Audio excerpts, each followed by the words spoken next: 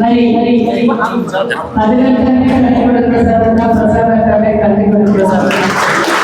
ఏ programme చేసినా grand success.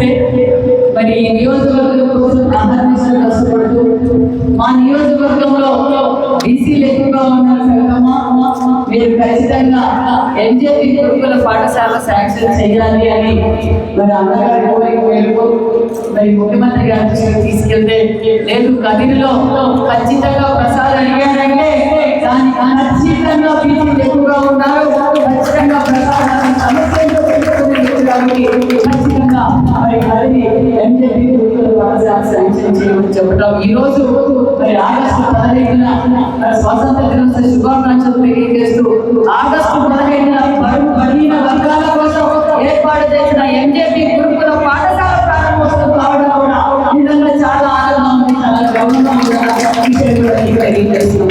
మరి స్థానిక శాసనసభ్యులు గారు అదేవిధంగా మరి మా సోదరుడు సీనియర్ టీడీపీ లీడరు మరి ఉమ్మడి జిల్లాకు జిల్లా పరిషత్ చైర్మన్గా పనిచేస్తారు. ఇప్పుడు మరి కడప రీజనల్ ఆర్టీసీ రీజనల్ చైర్మన్గా ఉన్న పూల నాగరాజన్ గారికి వేదిక పైన ఉన్న కూటమి నాయకులు బీసీ వెల్ఫేర్ డిపార్ట్మెంట్ స్టాఫ్ ఇచ్చేసిన కూటమి కుటుంబ సభ్యులకు తల్లిదండ్రులకు పిల్లలందరికీ పేరు పేరున నమస్కారాలు తెలియజేస్తుంటూ మరి ఈ ఎంజేపీ గురుకుల పాఠశాలల గురించి మీకు చెప్పాలి.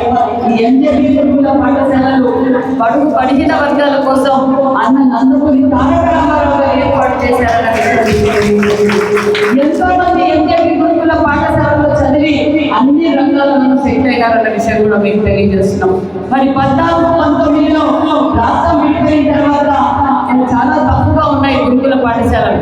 అలాంటివి మన బీసీల పక్షపాతి మన చంద్రబాబు నాయుడు గారు మళ్ళీ 75 గురుకుల పాఠశాలలు రాష్ట్రం విడిపోయిన తర్వాత 14-19లో శాంక్షన్ చేశారన్న విషయం కూడా మీకు అందరికీ తెలియజేస్తున్నాం.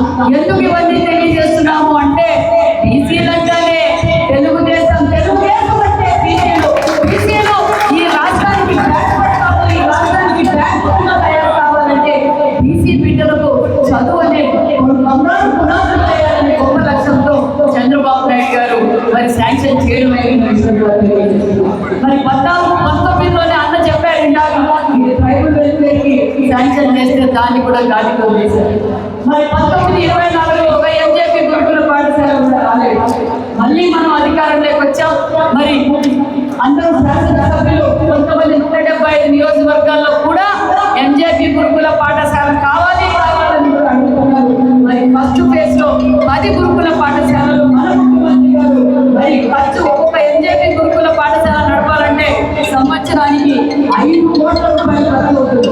అయినా చంద్రబాబు నాయుడు బీసీ బిడ్డలు చదువుకోవాలన్న ఉద్దేశంతో మరి 10 గురుకుల పాఠశాలలు శాంక్షన్ చేశారు.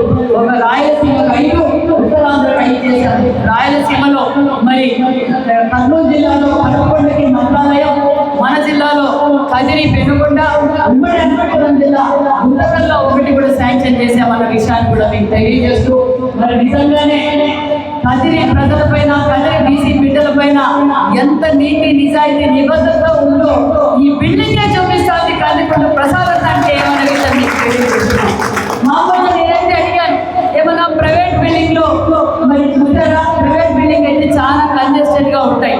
ఎలాగమ్మా లేదమ్మా మన గవర్నమెంట్ బిల్డింగే మరి కలెక్టర్ గారితో మాట్లాడి మరి సిఎస్ఆర్ ఫండ్స్ కూడా అరేంజ్ చేసి గవర్నమెంట్ బిల్డింగే మనము బాగా రెడీ చేస్తామంటే నిజంగా కదిరి బీసీ ఈ స్కూల్లో చదువుకునే బిడ్డలు నిజంగా చాలా అదృష్టవంతులుగా చేసుకుని తెలియజేస్తున్నాం. మా దాంట్లో లేక మా రమణమ్మ గవర్నమెంట్ త్రివేంద్ర వాళ్ళు రిపేర్ చేపిస్తాం. కానీ ఇక్కడ కొత్త బిల్డింగ్ మరి ఇంత ఇన్ఫ్రాస్ట్రక్చర్తో ఉండడం నిజంగా చాలా సంతోషంగా ఉంది. కాబట్టి కదిరి నియోజకవర్గం ప్రజలు ఎప్పుడు టీడీపీ కూటమి ప్రభుత్వానికి నిబద్ధత ఉండాలి. అదేవిధంగా ప్రసాదంగా కూడా మనం ఎల్లవేళలా కదిరి నియోజకవర్గ ప్రజలు అన్నదండగా ఉంటారని కూడా ఆశిస్తున్నారని విషయం కూడా తెలియజేస్తూ మరొకసారి మన బీసీ వెల్ఫేర్ డిపార్ట్మెంట్ కూడా ప్రత్యేకతమైన ధన్యవాదాలు. ఎందుకంటే ఎంజేపీలో సీట్ దొరకడం అంటే అది ఈజీ కాదు. ఇక్కడ ఉన్న లీడర్లందరూ మరి నా దగ్గర వచ్చి ఎంజేపీ స్కూల్లో ఒక సీట్ ఇప్పియండి అమ్మ అంటారు. అంటే అంత డిమాండ్. ఎందుకంటే మొన్న రిజల్ట్స్ అన్ని డిపార్ట్మెంట్ల కన్నా మన బీసీ వెల్ఫేర్ డిపార్ట్మెంట్లో